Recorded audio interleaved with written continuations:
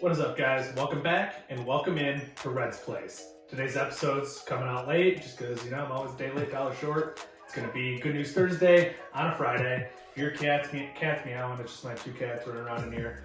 But we're going to get this episode out. Day late, but it is what it is.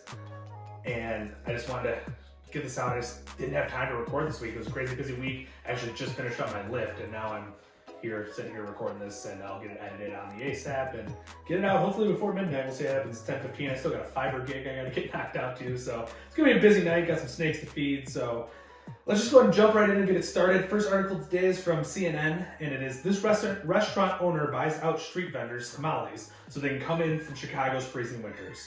So it's there's a restaurant owner who had noticed, these street vendors selling tamales on the side of the street in the freezing cold, like in Chicago, which has been just brutal these past few weeks. And he decided to start just buying up all of their tamales. His name is Robert Maget or Magiet. It's Magiet.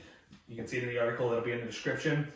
And he just goes there and he takes this seller's entire day's inventory, so that person, his workday is effectively over, and he can just head home to his family and get warm, which is great. And he doesn't do it to just one, he does it to multiple street vendors. He said on average he purchases 15 dozen tamales for an average of $16 a dozen. And he says at first they're in disbelief. They don't understand why someone would want to buy so many tamales. And he does it because he wants them to get inside. He just thinks it's the right thing to do.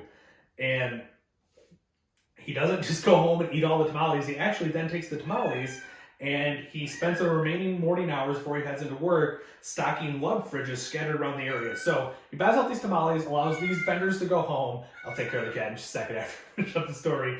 Allows these vendors to go home, and then he goes and stocks the love fridges so people have food to eat. Like, overall, just 100% amazing thing to do, that he takes his time to do this, spends his money, and then also donates the food. So he's just helping out all over the place. And it's pretty cool. He owns, his restaurant is Taqueria Cochina, and they just do, I think it's a combination of Korean and Mexican. I don't remember exactly. I just saw that, but I think it's a combo Korean Mexican. You can look at the article and it'll tell you in there. It's pretty early. Korean Mexican fusion, yep. And it's in Chicago, so if you're in the area, feel free to visit this guy. It sounds like he's a pretty awesome person, and so overall I think it's a great story. All right, second story is pretty quick and straightforward. It's from New York Daily News, and it's 10-year-old boy clears snow off cars for hospital workers in Rhode Island. And so this 10-year-old boy had the idea to do this. His name is Christian Stone, and he did it with his mother's friend, Abby Meeker, in the bitter cold in Rhode Island. And they said they cleaned off dozens of vehicles across the hospital parking lot, and the boy's the one that came up with the idea. He said he wanted to do something good for nurses about a month ago when it stormed. And he said next time it snowed, he wanted to clean cars off for nurses because of COVID. I told him I would come with them, is what Abby had said. And he thought it was a good thing to do for these nurses that have been battling COVID in the hospitals and things like that. And I don't know about you, but if you live in this cold weather and you deal with snow, it sucks having to go clean off your car, especially after a long day of work. Go clean off your car, sit in the cold, wait for the car to warm up so you can get it all defrosted and everything. And it's brutal. It's not fun. And it's a small gesture, but it's a pretty cool one. And Christian said the nurses and other workers came out to find the surprise and free car cleaning. We're really grateful. It's been cold, but extremely fun seeing how happy they get. So you just like seeing the joy in the faces of the nurses. I think that's awesome. Pretty simple, but straightforward story. All right, and the third and final article for today is on CNBC.com.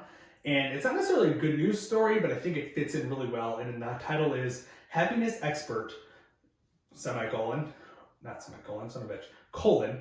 So happiness expert, colon, one technique for staying upbeat during the pandemic. So I think it's not a good news story, but it's a way to help you feel better. So I think it's good to share here. And the tip comes from Tali Sharot, who's a cognitive neuroscientist and author of The Optimist Bias.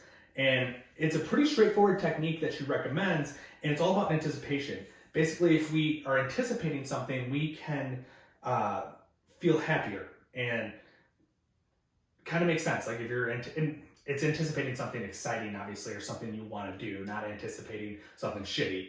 But it says anticipation makes us happy in and of itself. So in a 2010s Dutch study of close to 1,000 holidaymakers, researchers found that the act of planning a holiday contributes to a greater boost to respondents' happiness levels than the aftermath of the trip itself.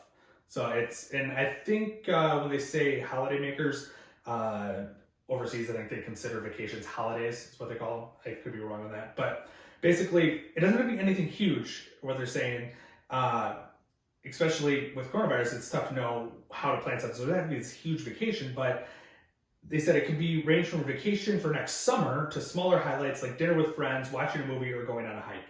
It's just doing something that you can anticipate will actually help your happiness levels. So go out there, plan a vacation, plan a trip, plan a weekend getaway, whatever it is, plan something, and it should help your happiness level, especially if you're feeling really down. I mean, we're in the dog days of winter where things just kind of drag on. It's dark a lot of the time, and depression can really set in. So go out there, plan something, help yourself feel happier, and I'll continue bringing these good news stories to you, hopefully every week, and hopefully they get back on time next week, but I don't promise that every week, like I said, but like I've said before, but I will try to get them out here every single week, and hopefully on time if possible. But until next time, guys, like I said before, send me good news stories if you want me to share them.